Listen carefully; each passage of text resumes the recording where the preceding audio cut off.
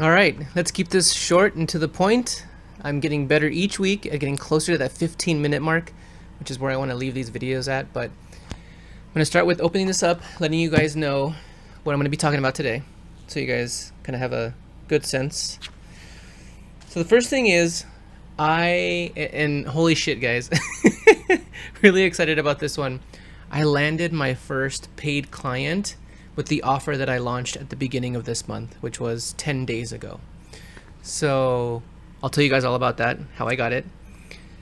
I learned a great way to pitch an offer from Daniel Priestley, who was being interviewed by Steve Bartlett. So let's talk a little bit about that. I'm going to talk a little bit about allowing space in your day to just think freely. And there are ways that you should kind of prepare for something like that, especially if you're a first-time founder and just need time to process things in your day-to-day. And then lastly, a little bit on neuroplasticity and how to reinforce changes in your brain, like reinforcing the neural connections that you can make at any age. You know, neuroscience has kind of shown us the evidence that it's possible to learn new habits, new skills at any age. And it's not just when you're young, which I would say most adults believe that you can only learn things when you're younger. And once you're an adult, you're set in your ways, which is just not true. So I'm going to start off with with landing the one-on-one client, which was insane. I mean, I've been building for a while, right? Not necessarily the program. Yes, I've been building that, but I've been building up my presence online, and a lot of it was not in the direction of my current offer, because it took me so much time to figure out what exactly my niche was and how I was going to effectively position myself in front of people that would make them jump on the offer. And so I think I've finally landed on an offer that, and this is the words of the person that I was speaking to on the sales call yesterday, but my offer is just insane value, which was so reassuring to hear from her because I've put so much into this, and I believe that it will transform the lives of the people that go through it. And I think that's coming across through the content that I'm posting now, because I'm in such a great alignment with my values, my mission, my vision for how I'm going to, for one, for how I'm living my life, and then two, for how I'm going to change it in a way that aligns with my business and that aligns with how other people will experience the results that I'm looking to provide for them. So hopefully that all makes sense. I mean, it's taken me a lot of time to get here. Like I started this whole coaching thing. How long ago was it? In September, it will be 1 year, but I wasn't all in last year, toward the end of 2024, because I was balancing being a stay-at-home dad with trying to get that whole getting the whole coaching business started. And that proved very difficult. And I know that there are a lot of parents out there that are doing the same thing without a sitter. You know, they're doing it in their spare time or when their kids take naps, you know, whatever it is. And I've seen successful parents build great coaching businesses. So it's not that it's impossible, it's just it takes so much dedication and effort. And when you have that belief, and when you have the clear vision and drive to know that your daily actions are contributing to something greater than yourself, contributing to something that's worth it in your eyes, something that matters to you, there's so much satisfaction in knowing that without having to be absolutely certain about what the future holds. Because as an entrepreneur, as a first-time founder, you will never get that. You will never get the certainty of knowing 5 years from now I'll be making $10 million. There's just no way to know that. You just have to believe in what it is that you're doing, and that takes a lot of internal work, which is what I help my clients with. So this has all been, really exciting, especially, yesterday landing my first client. So I have 4 spots available. I normally wouldn't talk about it here, but this is just like an update of, I have 5 founding member spots, and so 4 are left, and I'm promoting it on Instagram right now. But yeah, looking to push promoting this through the month of July, and then I'll close it off, and I'll start promoting again in Q4, which will be what? July, August, September, and October, right? October. And yeah, I mean, we'll see how it goes. Hoping to fill those 5 spots. I've also applied to some full-time positions, so that's another update. I've applied to some full-time positions, and there's this internal battle within me, right? And let me set down the notebook. There's this internal battle that I'm facing right now where I kind of have to tell myself, do I like kind of literally scrap all of the stuff that I'm doing that isn't directly contributing to bringing clients in? Should I scrap all of that and just go all in on just bringing in clients so that it provides me an income that isn't stable but is enough to keep me afloat for another like 3 months, rather than having to go back to the 9 to 5? Because as much as I know that my family needs it, I just need to come to a decision on this front. And part of the reason why I'm hesitant on this is because a lot of my focus right now is going into making sure that this now one client that I have is going to have the absolute best experience in my program and, get the results that I'm promising. And that requires, doing a little bit of back-end work, back-end cleanup on some of the things that she'll be going through. And that takes away from my ability to kind of go out and promote and reach out to people, doing the direct messaging, the cold messaging, which lately has been somewhat effective. If I had to put a number on it, I would say like out of the 100 messages that I'm putting out a month, I'm probably getting around 30 responses back. And out of those 30 responses, probably jumping on like anywhere from 5 to 10, and I'm extrapolating here, but 5 to 10 calls, right?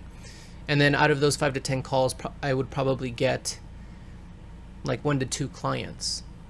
And so that's kind of just rough numbers for you there. But if I just ramped up the amount of outreach that I was doing, I would land all of that much sooner and not have to worry about going back to the 9 to 5.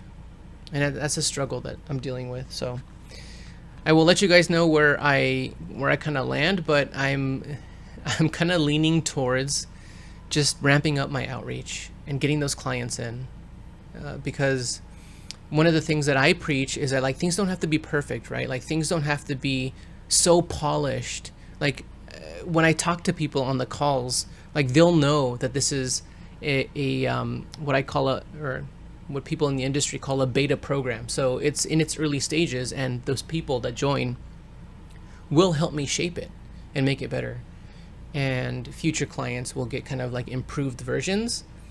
And any updates that I made to the documents, any of the founding member clients, like anyone who joins this program, like they will get lifetime access to the stuff that I produce.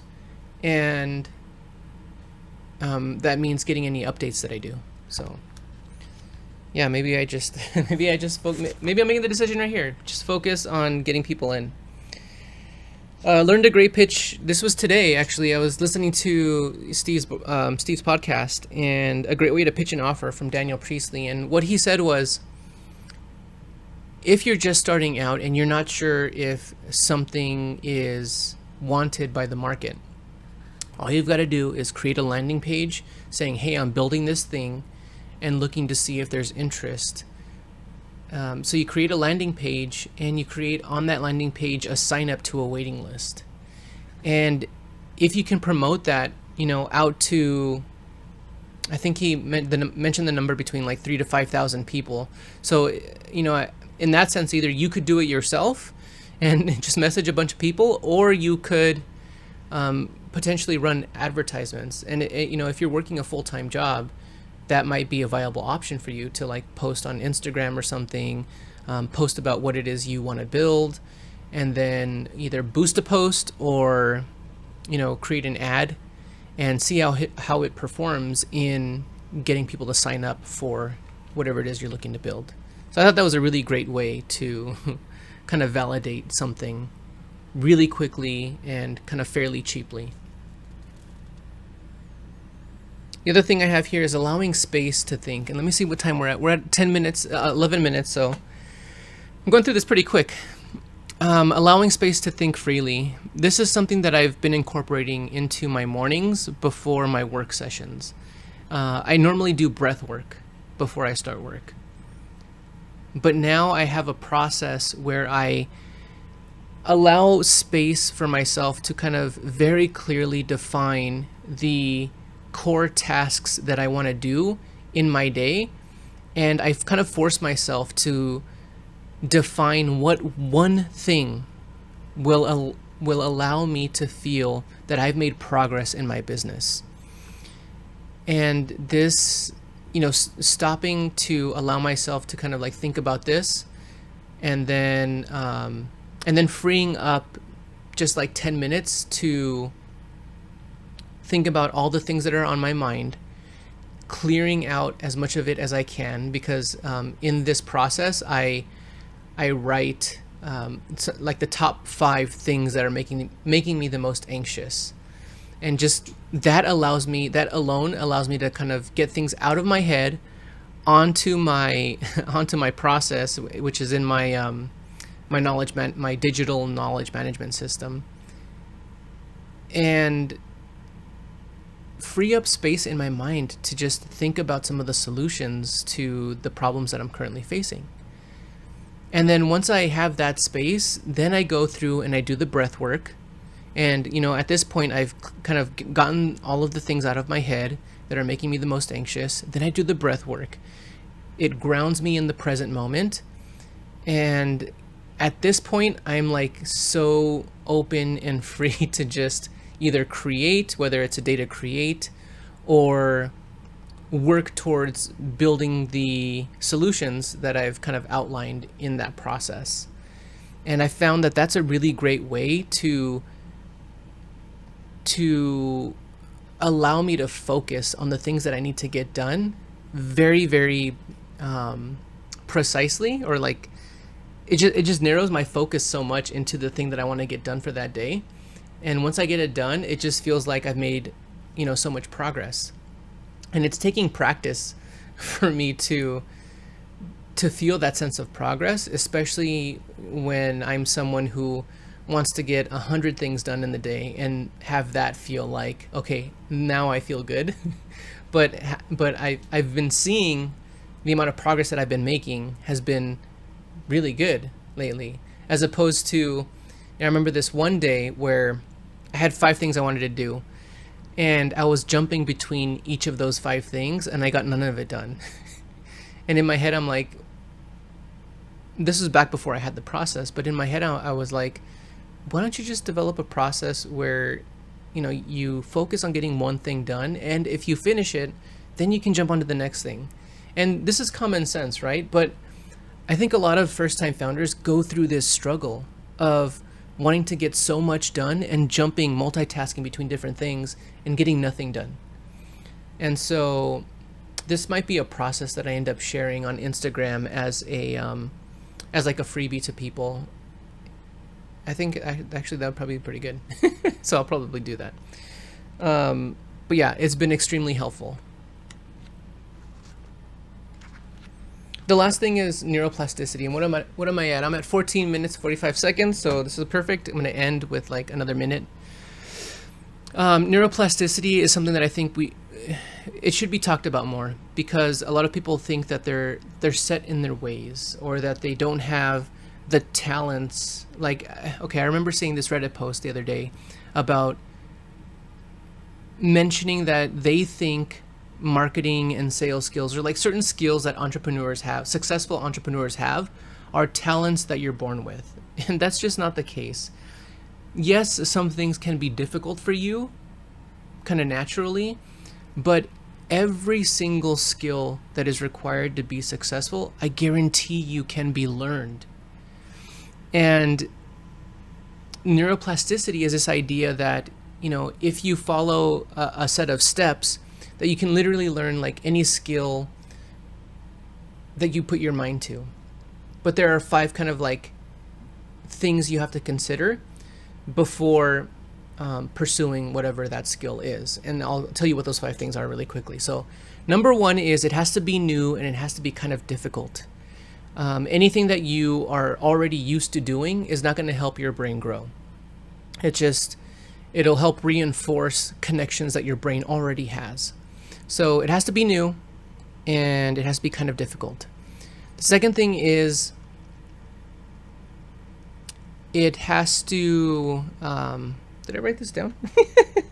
And I've gone over this so many times, I'm just having a brain fart. Oh yeah. So the second thing is it has to matter to you. It has to be something that you're interested in, something that feels worth doing, even if you can't do it right, for a really long time, because you're going to suck at whatever it is you're trying to do. The first, I don't even know, like the first 100 times, imagine like the first 100 times you do something, it's going to suck, but then you're going to start to get better. So it has to be something that feels worth it to you, something that matters to you, something that's important to you. It's the second thing. The third thing is you have to be able to focus on the learning. When you're in it, when you're trying to learn it, you've got to put distractions away, like put your phone in a different room, turn off the TV, and deliberately, intentionally focus on the task at hand, the skill that you're trying to learn. Your brain will use up other resources that are needed for this building of neural connections, okay? And the first time you learn something, it's a chemical change. And as you continue to practice it, that's when you start to build the structural changes and the neural connections start to solidify in your brain. So that was the third thing. It has to matter. It has to be important. It has to be worth it. The fourth thing is you have to practice a lot. That goes without saying. You need to practice a lot. That practice usually needs to come with some kind of feedback from either someone that's done it right, or like you have to have a resource kind of that where something's being done correctly and learn off that. So sometimes that requires mentorship, sometimes that requires coaching, sometimes that requires a teacher, right? And so you got to get that feedback and make sure that the way that you're practicing is correct, because you can practice incorrectly for a long time and learn to do something in not the best way. So practice, practice, practice. And then the last thing is just patience. It's going to take time, right? It's going to take time to learn something. So patience, I think, is a virtue these days. Like, people are so obsessed with things that are fast and easily accessible, quickly had, and and I refer to like like people wanting overnight success or to go viral overnight, but you've got to have patience. The more you're able to have patience and persistence, you will succeed at whatever skill it is that you're trying to learn. All right, I'm going to stop it there. We're at 19 minutes. Went a little bit over again, but that's okay. That was my updates for this week, some of the learnings that I've been through, and hope you guys got something out of this. I will see you guys next week.